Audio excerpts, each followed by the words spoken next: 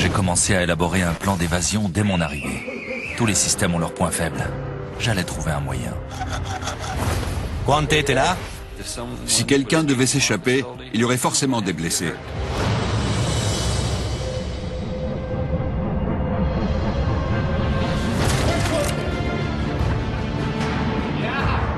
J'étais prêt à tout pour m'échapper.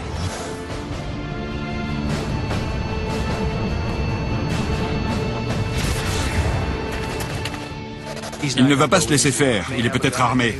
Il va chercher à se faire tuer.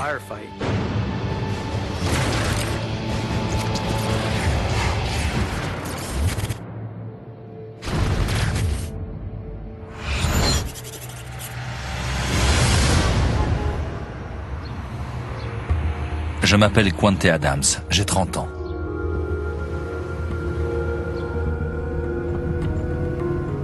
En janvier 2004, j'ai été arrêté par des agents fédéraux pour trafic de drogue, détention de 64 kilos de marijuana et blanchiment d'argent.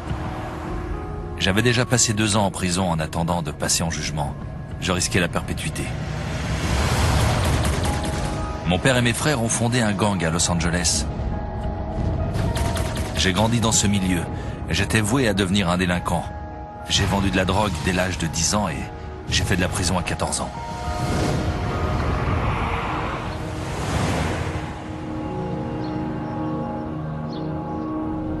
J'étais enfermé depuis 16 ans.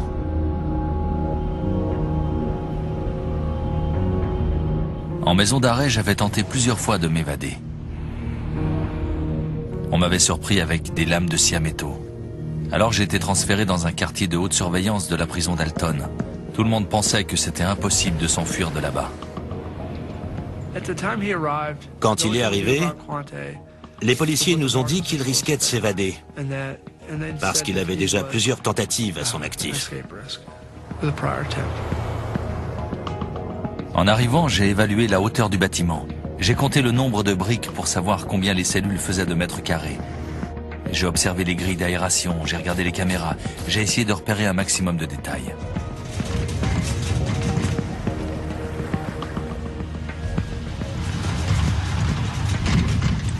J'allais essayer de m'évader, quoi qu'il arrive.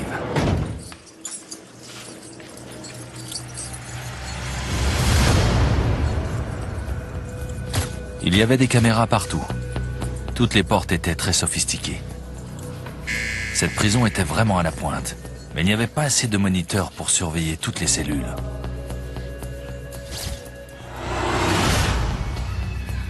J'avais un enfant que je n'avais jamais tenu dans mes bras. Juste après mon arrestation, j'avais appris que j'allais devenir père.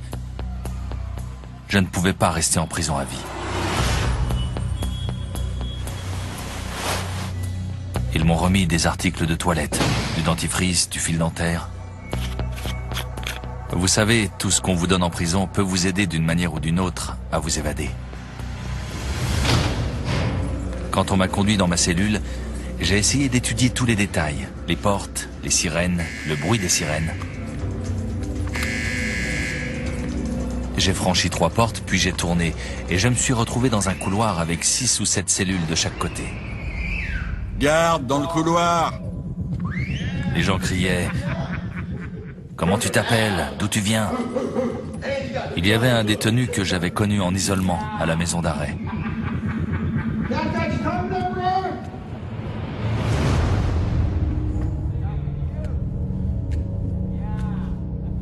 Grâce au système de vidéosurveillance, on dispose de moniteurs sur lesquels on peut voir à l'intérieur des cellules.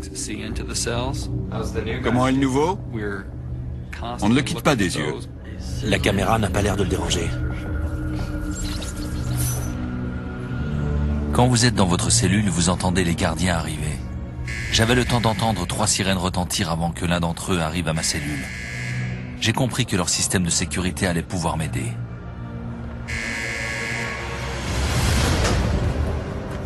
Bonjour, monsieur Quante.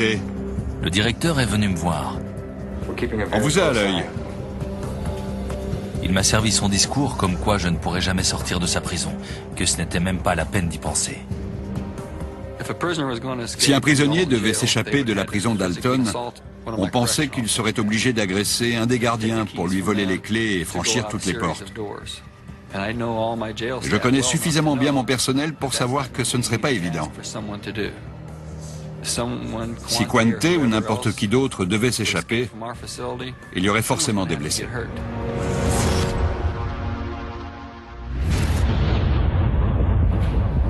Il fouillait ma cellule tous les jours, il retournait tout.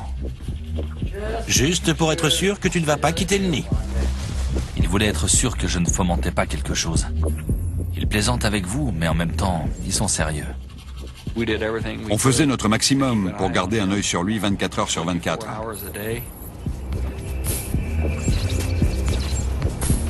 Les gardiens et les caméras surveillaient les moindres de mes faits et gestes. Mais je n'étais pas pressé. Je cherchais une faille, une issue.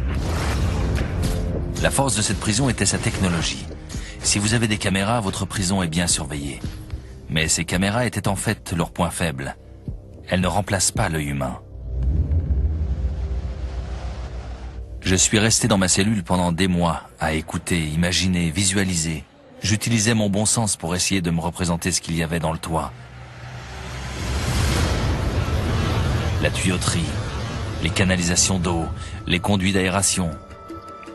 Toutes ces petites choses qui jouent un rôle pour savoir exactement à quoi s'attendre quand on prévoit une évasion. J'ai essayé d'étudier la tuyauterie et la plomberie du bâtiment. J'ai écouté les bruits, comment ils se déplaçaient à travers le plafond. Je faisais attention aux moindres détails. Quand il pleuvait, je sentais une odeur particulière, celle de la pluie sur le béton. Et ça m'a permis de savoir qu'il y avait certainement une grille d'aération dans le toit. Il suffisait que je suive cette odeur. Je savais qu'il y avait une solution. Bien sûr, je cherchais une sortie, mais il y avait 3 portes différentes et chaque fois qu'on se déplaçait, on nous enchaînait. Je n'ai jamais imaginé creuser un tunnel. Le chef de la police était installé juste en dessous. Mais je pourrais peut-être passer par le toit. J'avais le temps. J'avais des journées entières pour réfléchir. Et quand vous avez des journées entières pour réfléchir...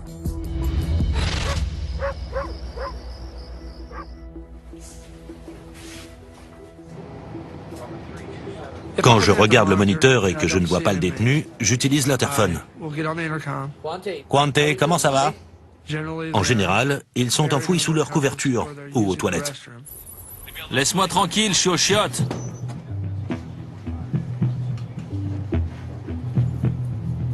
J'ai remarqué une chose.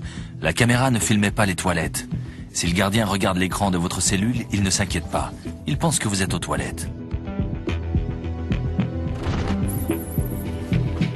L'angle mort derrière les toilettes était réduit, mais je me suis dit que j'arriverais peut-être à creuser un trou là-haut, à travers lequel je pourrais me faufiler. Mon souci, c'était que le plafond était en acier.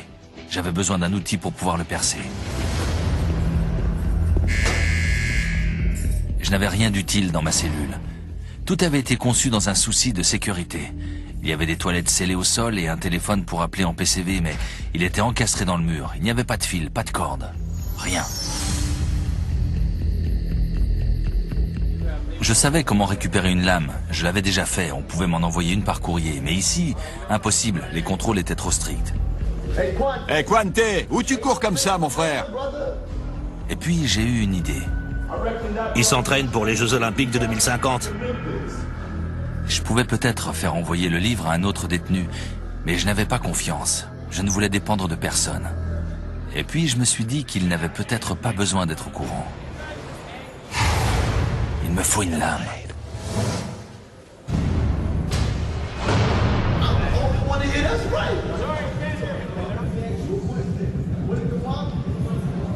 J'étais très nerveux. Je ne savais pas si le livre allait être soumis à un détecteur. Je ne savais pas si le gars allait dire qu'il n'avait jamais demandé ce livre.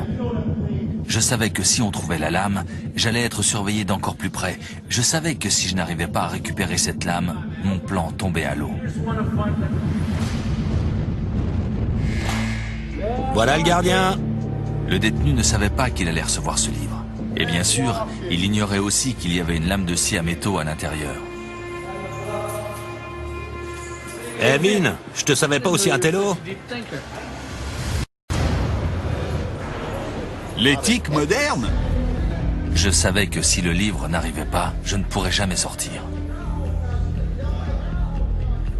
Qu'est-ce que ça veut dire? Je sais pas. Je ne devais rien laisser paraître, me comporter normalement. Une fois que le livre est arrivé, j'ai attendu. J'ai attendu un peu plus d'une semaine. Et j'ai essayé de le récupérer. Tu me prêtes le livre qu'on t'a envoyé? Morelli a pris le livre.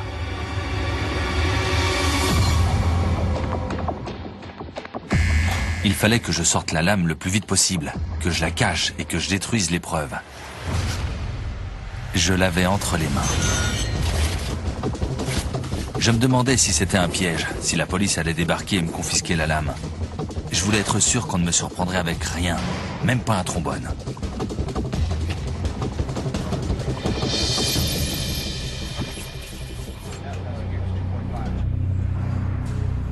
Quand j'ai eu la lame en ma possession, j'étais à la fois stressé et excité. Je ne savais pas du tout si mon plan allait marcher. J'ai attendu d'être vraiment sûr que ce n'était pas un piège. J'avais observé la structure du bâtiment. J'avais repéré des grilles d'évacuation et d'aération en arrivant à la prison. J'avais observé le toit. Je me suis dit que je pourrais découper le plafond et me frayer un chemin jusqu'à ces grilles. J'ai gratté le plafond en acier avec ma lame et ça a fait un bruit d'enfer. C'est quoi ce bruit? Tu cherches du pétrole? Tu te fais la belle? Hey Quante, tu te creuses déjà un tunnel? J'étais entouré de 18 autres détenus.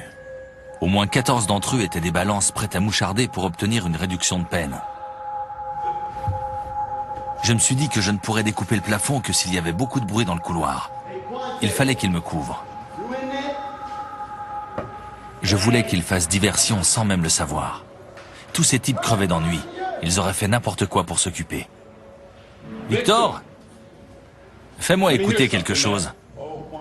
Hey Quante, j'ai écrit un nouveau couplet. J'allais leur faire de la musique, du rap. Je suis dans mon délire. Lâche-moi, t'es même pas là.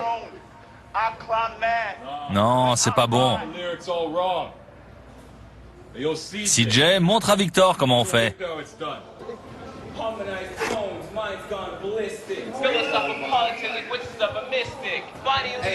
Toutes les cellules s'animaient en même temps.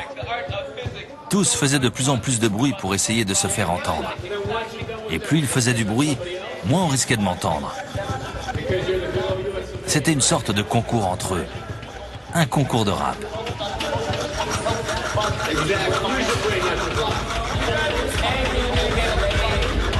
Je crois que j'ai passé 5 jours à gratter et à creuser avant de réussir à faire passer ma lame à travers le plafond. J'étais survolté. J'ai mélangé du savon avec du dentifrice pour faire une sorte de pâte qui pourrait couvrir les marques au plafond. J'ai mis du temps à obtenir un mélange qui adhère. Tant que je surveillais le bruit des sirènes, je savais que j'étais à l'abri des caméras.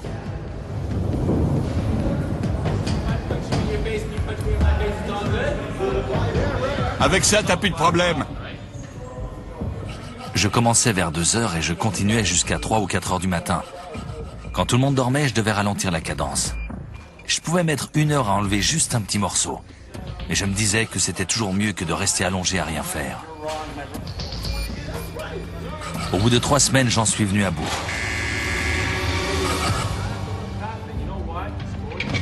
Une plaque s'est détachée dans mes mains et j'ai senti une décharge d'adrénaline. J'étais près du but.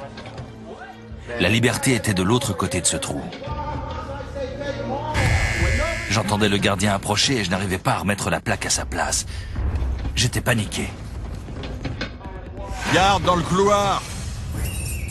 Garde dans le couloir. Je me suis précipité à la porte. Qu'est-ce que tu trafiques? Je suis resté devant la porte pour qu'il ne voie pas le trou dans le plafond.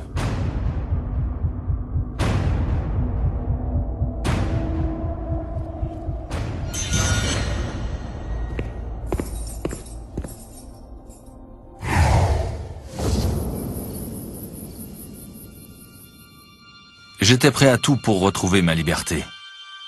Je suis monté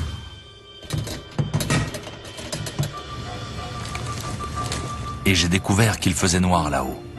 Il n'y avait pas de lumière en dehors de celle qui provenait de ma cellule. Je voulais voir s'il y avait assez de place pour que je puisse me faufiler à travers. Je savais que si on m'appelait, j'avais un peu de temps, parce qu'ils penseraient que j'étais aux toilettes.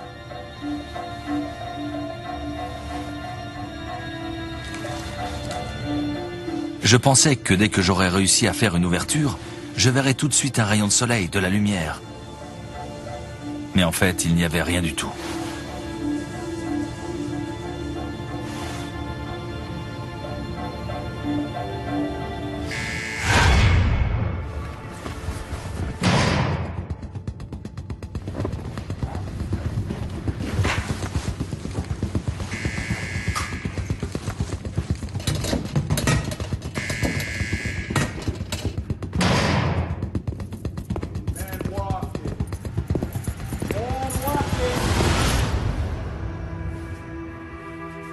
J'étais désespéré.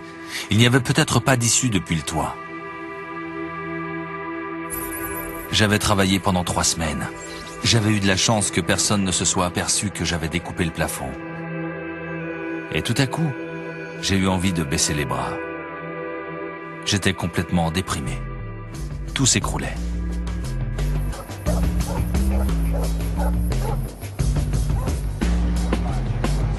Et puis je me suis dit, tu ne t'es pas donné tout ce mal pour rien. Bats-toi. Contrairement à beaucoup de gens, je considère que rien n'est impossible. Quand on veut vraiment quelque chose, il faut juste être prêt à faire des sacrifices. Et à ce moment-là, j'étais prêt à sacrifier ma vie, donc rien n'était impossible.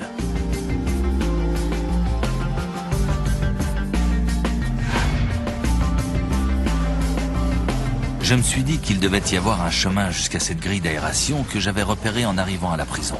Peut-être qu'au-dessus de mon plafond, il y avait encore un autre niveau qui menait à cette grille.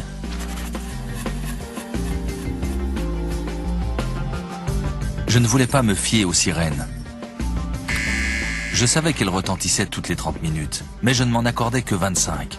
Je faisais le compte à rebours dans ma tête.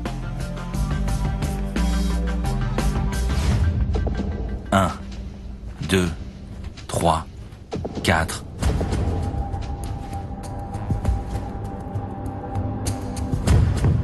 J'ai cogné contre le toit et j'ai compris qu'il ne donnait pas directement sur l'extérieur, qu'il y avait encore quelque chose au-dessus. J'ai récupéré un petit morceau de métal et j'ai commencé à gratter.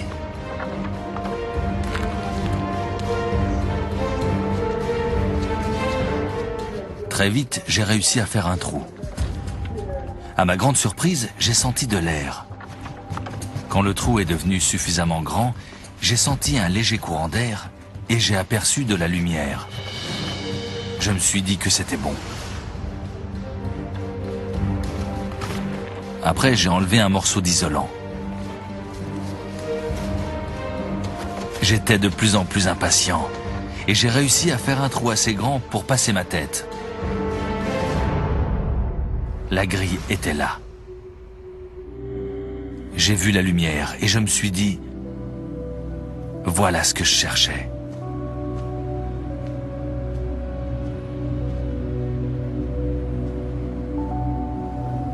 J'avais l'impression d'être libre.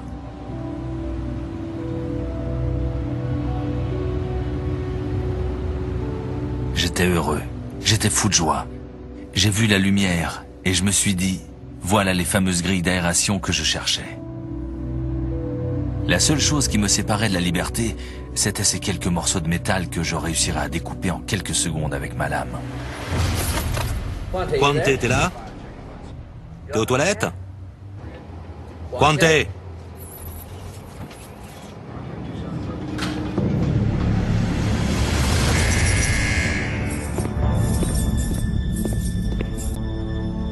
J'ai pas entendu la sirène de la première porte parce que j'étais trop loin.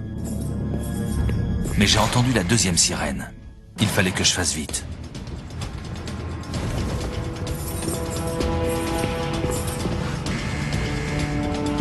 À la troisième sirène, je savais qu'il était dans le couloir.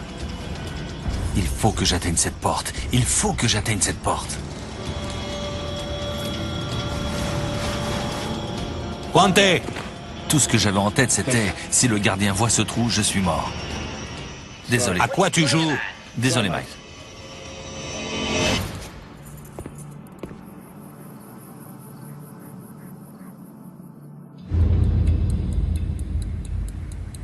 Je savais que je prenais des risques en montant dans le toit, mais j'avais besoin de passer du temps là-haut pour observer et réfléchir. J'allais faire une corde avec ma couverture, détacher la grille et descendre du bâtiment. Mais je ne voulais pas me retrouver dehors avec nulle part où aller.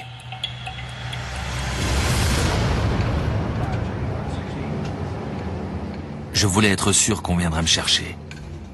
Je ne voulais pas être obligé de voler une voiture ou de soutirer quoi que ce soit à un innocent. J'aurais pu appeler quelqu'un de ma famille, mais après mon évasion, je me doutais que la police mettrait tous les gens de mon entourage sous surveillance. C'était un vrai problème. Et puis, j'ai eu de la chance. J'ai le numéro d'une fille. Femme blanche, célibataire, 40 ans. Cherche à correspondre avec un homme noir célibataire. Ouais, pas mal. Je suis plutôt bronzé, moi. C'est bien la première fois que j'aimerais être noir.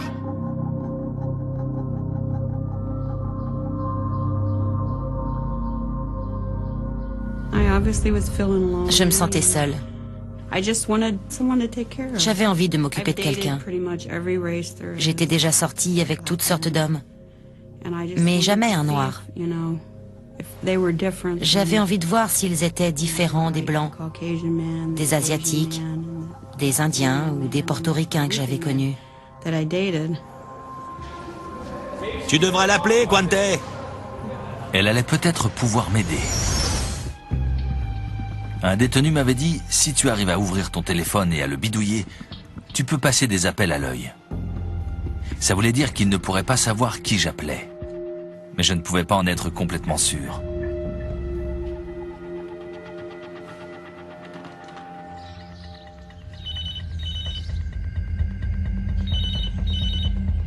Allô?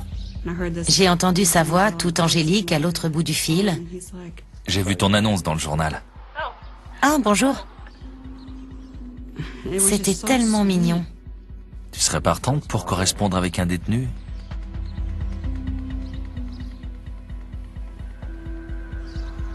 Eh bien... Oui, c'est d'accord. Elle avait l'air plutôt sympa.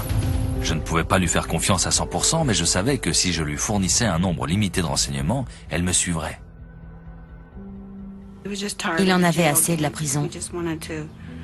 Il avait juste envie de se poser avec quelqu'un dans un environnement stable. Il aimait les femmes plus âgées. Il était comme un petit garçon qui avait besoin de sa maman. Et j'avais de l'amour à lui donner. Qu'est-ce qu'elle attendait de moi? Je suppose qu'elle avait envie qu'on ait une relation, qu'on couche ensemble, ce genre de choses. Il m'a expliqué qu'il était à Alton et je me suis dit que ce n'était pas très loin. Je lui ai proposé de venir le voir, mais il ne voulait pas. Je lui ai dit de ne pas venir. Si elle venait à la prison, elle serait obligée de donner ses coordonnées. Elle laisserait une trace.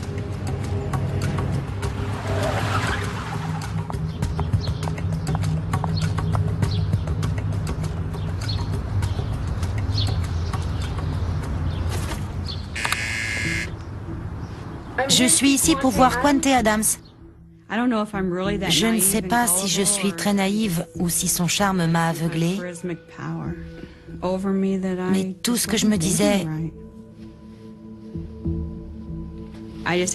c'était qu'il était un pauvre petit innocent qui avait été emprisonné à tort.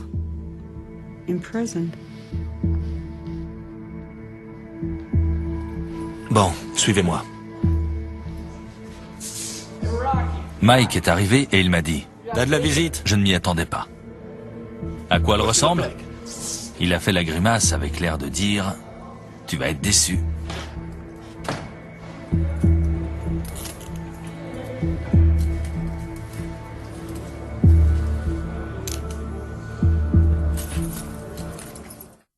Je suis entrée et j'ai pris place sur un tabouret devant une vitre.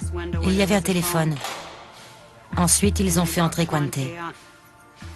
C'était un très beau garçon. Je me fichais de son apparence. Elle avait une certaine ouverture d'esprit et c'était ce qui comptait pour moi. Salut. Salut. Comment ça va? Bien, merci. J'ai failli m'habiller sexy. Pas de problème. Tu es classe, je préfère. Merci. Il m'a demandé de me lever et de marcher. Je suppose que c'était pour vérifier la marchandise.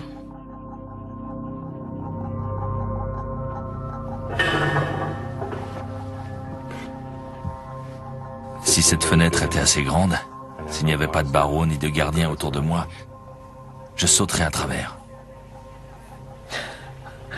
Préviens-moi si tu décides de le faire. Je viendrai te chercher. J'ai pris ça pour un signe. Si je veux partir, tu seras là. Tu m'emmèneras et tu me cacheras.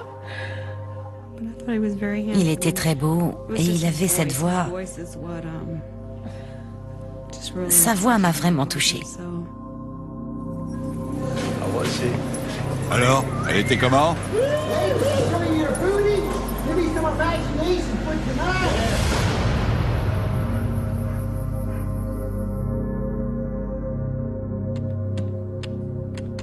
Parfois, il m'appelait à 2-3 heures du matin, ou même à 5 heures du matin. Allô? Salut? Je n'ai jamais compris comment il pouvait faire ça. Bien sûr, ce serait super. Je serais contente de revenir. Il me disait qu'il avait toute confiance en son avocat, qu'il avait été injustement incarcéré et qu'il allait bientôt sortir. Hé, Quante! Comment va ta petite copine?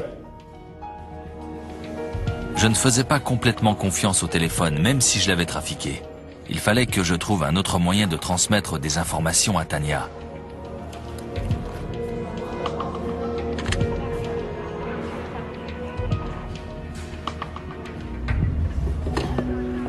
J'ai articulé en silence que j'allais sortir dans quelques jours. Elle a lu sur mes lèvres et je lui ai dit « J'ai besoin d'une voiture ».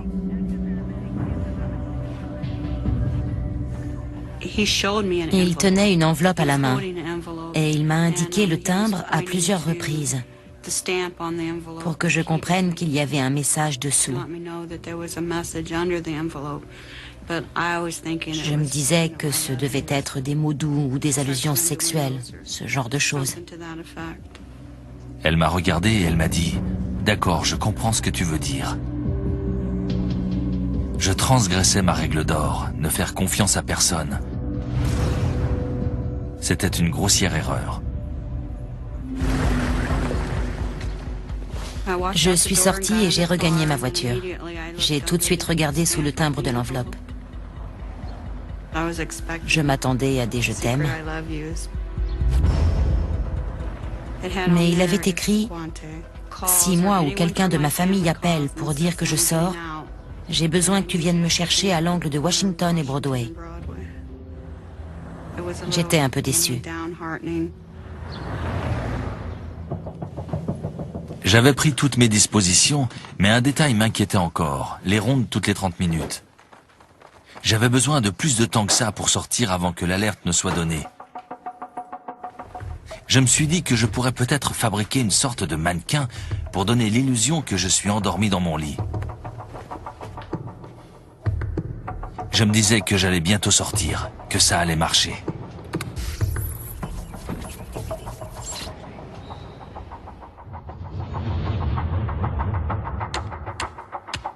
Allô? Salut? Je vais sans doute sortir bientôt. Relâché. D'accord. Je craignais qu'il n'arrive pas à décrocher un travail, que ça provoque des disputes entre nous, et je me demandais comment notre cohabitation allait se passer.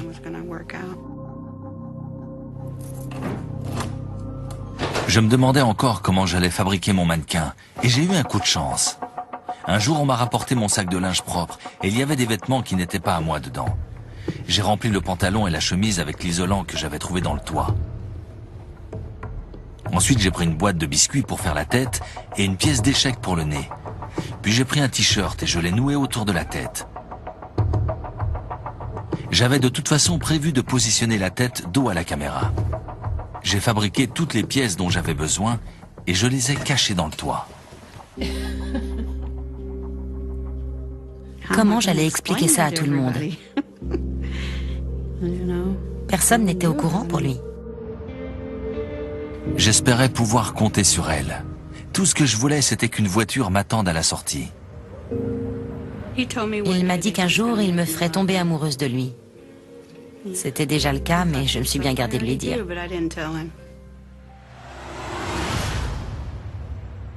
Les derniers jours avant mon évasion, j'ai passé le plus de temps possible là-haut, dans le toit, pour observer. J'ai regardé les visiteurs aller et venir. J'ai vu les gardiens quitter leur travail et d'autres prendre leur service. J'ai vu la police partir en patrouille. Et j'ai décidé que je partirais le lendemain soir et que rien ne pourrait m'arrêter.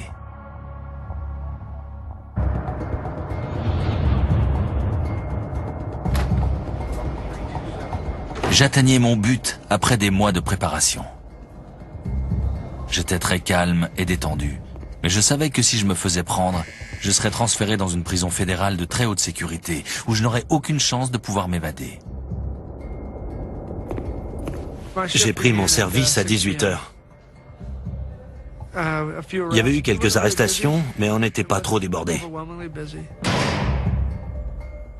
Après coup, je me suis souvenu que Quante était toujours posté derrière sa porte, comme s'il discutait avec quelqu'un. Tu seras prête pour moi? Oui.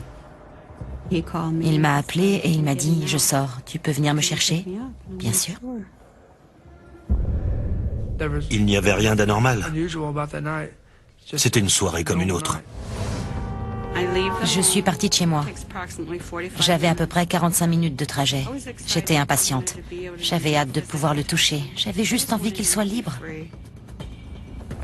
Vers 20 h, j'ai découpé ma couverture en petites bandes. Je les ai attachées les unes aux autres et j'ai obtenu une longue corde.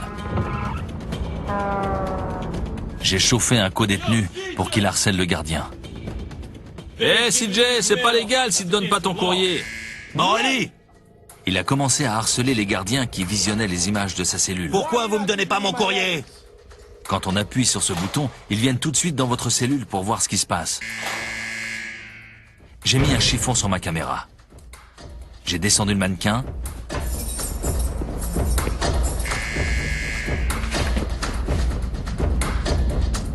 Et j'ai enlevé le chiffon. Je suis arrivée à Alton. Il m'a appelé pour me dire quoi faire. J'ai suivi ses instructions. Il m'a dit de me garer sur Washington Street et qu'il serait là dans quelques minutes. Je n'avais plus qu'à attendre. Dès que le gardien partirait, je passerais à l'action. Alors, CJ, qu'est-ce que tu fais ce soir? Ce que je fais? T'es marrant, toi. Un bon match et quelques bières, peut-être? Et toi, Quante? Je rentre chez moi, j'ai des choses à régler. Tu rentres chez toi dans tes rêves, Quante? J'imagine qu'ils ont cru que je plaisantais. J'ai dit sur le ton de la plaisanterie, mais en même temps, j'étais sérieux. J'étais contente de savoir qu'il allait être bientôt libéré. J'avais installé le câble qu'il m'avait demandé. J'avais même acheté des provisions.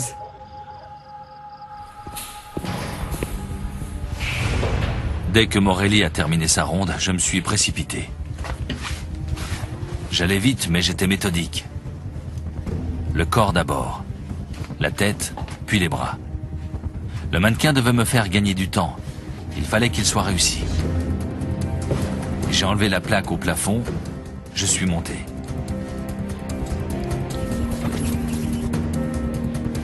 Je me suis faufilé et je suis allé jusqu'à la grille d'aération le plus vite possible. Je me disais, est-ce que les gardiens vont remarquer le mannequin dans mon lit? Est-ce qu'on va me repérer quand je vais sortir? Est-ce que Tania sera là? J'étais assise dans ma voiture. J'ai éteint le moteur. Dans un coin de mon champ de vision, je voyais quelque chose qui bougeait. J'ai regardé en direction de la prison et j'ai vu quelqu'un se pencher dehors.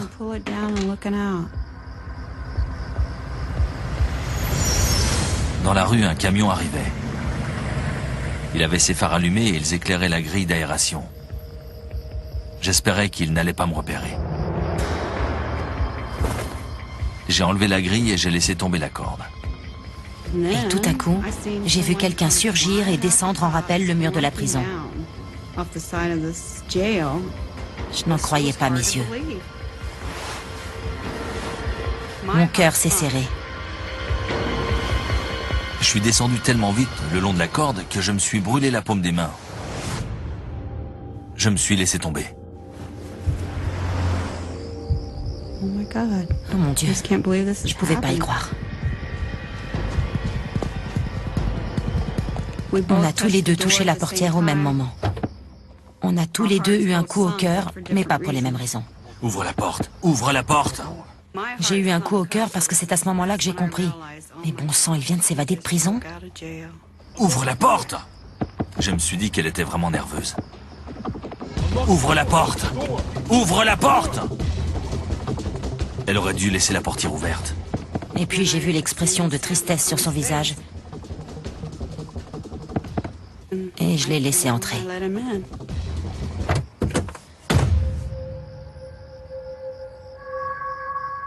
Oh mon Dieu, je pouvais pas y croire. Il était là. Je pensais que t'avais compris. J'étais à 1000 lieues d'imaginer ça. Une fois qu'il est monté, je me suis dit que j'étais déjà allé trop loin, que je ne pouvais plus reculer. J'ai compris qu'elle était complètement paniquée.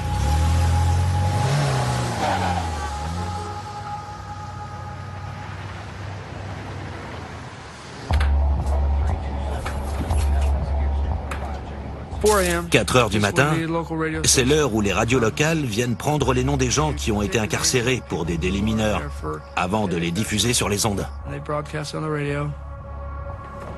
Salut Mike, ça va? Et il m'a demandé Vous faites des travaux dehors? pourquoi.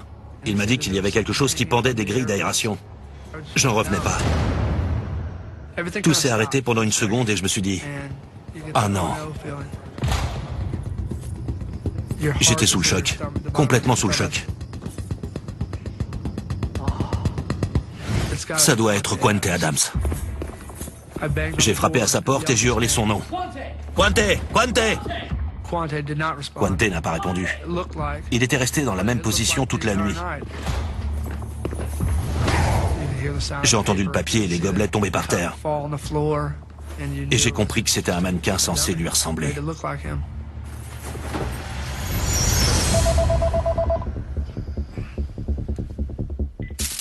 J'ai répondu au téléphone en sachant qu'il y avait certainement un problème quelque part.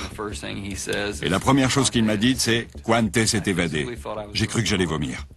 Après avoir accroché, j'ai appelé le commissaire, l'adjoint et le chef de la police. « Tire-le de son lit !»« Entendu, au revoir. » On m'a appelé au milieu de la nuit pour me dire qu'un détenu s'était évadé. C'était un sentiment très étrange. On pensait que c'était très difficile, voire impossible, de s'évader de la prison si toutes les procédures étaient respectées.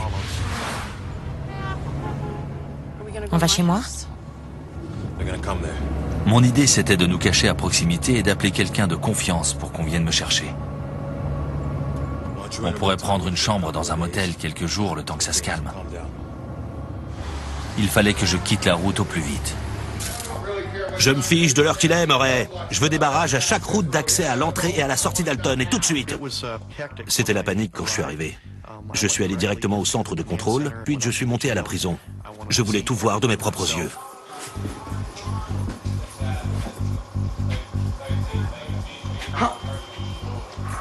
C'est par là qu'il est parti? Comment s'est-il procuré une scie? C'est bon. Il fallait qu'on détermine une amplitude horaire. S'il ne s'est écoulé que quelques minutes, alors le prisonnier n'est pas loin. S'il est parti depuis une demi-heure, alors il peut être à 50 km et il faut élargir les recherches à un périmètre de 100 km. S'il s'est évadé 2 heures plus tôt, il peut être à 200 km de distance et ça devient presque impossible. Et on était déjà dans l'impossibilité de mettre en place un périmètre de sécurité.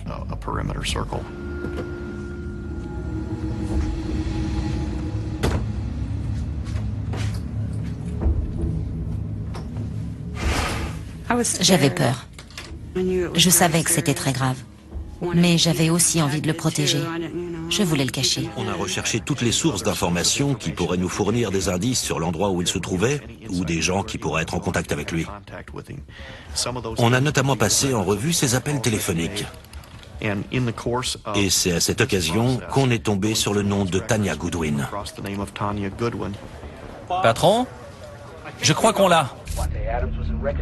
Il avait des contacts réguliers avec une certaine Tanya Goodwin, une femme blanche de 43 ans. Les policiers tentent actuellement de la localiser. Ça passe aux infos. On en parlait sur toutes les chaînes. On s'est assis l'un à côté de l'autre et on a regardé les informations.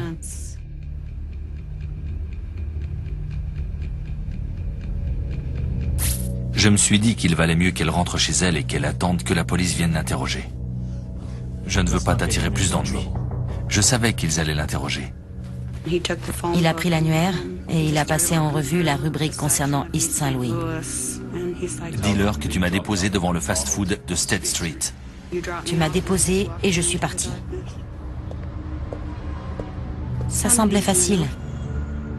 J'étais sûre que j'arriverais à convaincre les policiers.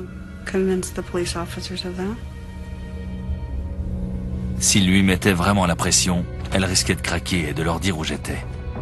Mais je pensais que j'aurais le temps de partir avant qu'ils arrivent.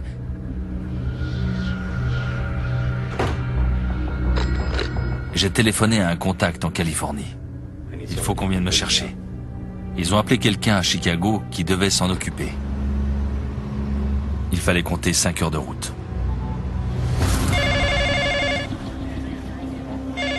Tanya Goodwin lui avait rendu visite à 2 reprises récemment.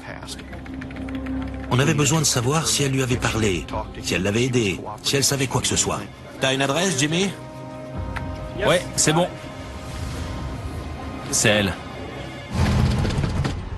Ils étaient 2 et ils ont cogné à ma porte. J'ai ouvert et ils ont déboulé dans la pièce. Où est Quante? Où est ton petit ami? C'est bon. Ils brandissaient leurs armes tout en fouillant l'appartement. Où est Quante? Où est Quante? Où est Quante? Quante, Où est Quante. Quante? J'avais vraiment peur. Je m'attendais à ce qu'on vienne me chercher d'ici 1 heure ou 2. Je suis allée le chercher et je l'ai déposé au fast-food de Saint-Louis. C'est faux. Dis-nous la vérité. C'est ce que je vous Où dis. est-il? Où est Quante? Je n'ai pas pu. Je leur ai dit où il était. Elle nous a dit qu'il était dans la chambre 108 du motel. J'ai été l'un des premiers à arriver sur place. Quand je me suis retrouvé devant la porte, je me suis dit, il ne va pas se laisser faire. Il a consacré énormément de temps à la planification de son évasion et il est peut-être armé. Il va peut-être chercher à se faire tuer au cours d'une fusillade.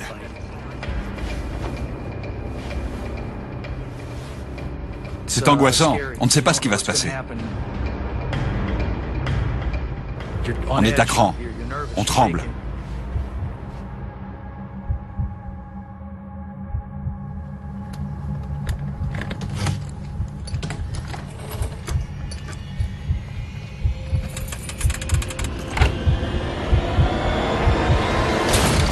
Police, couchez-vous!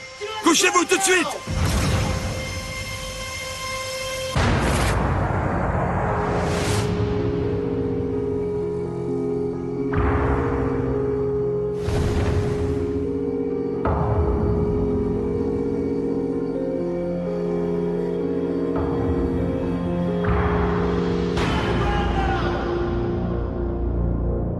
Ça a été le pire moment de ma vie.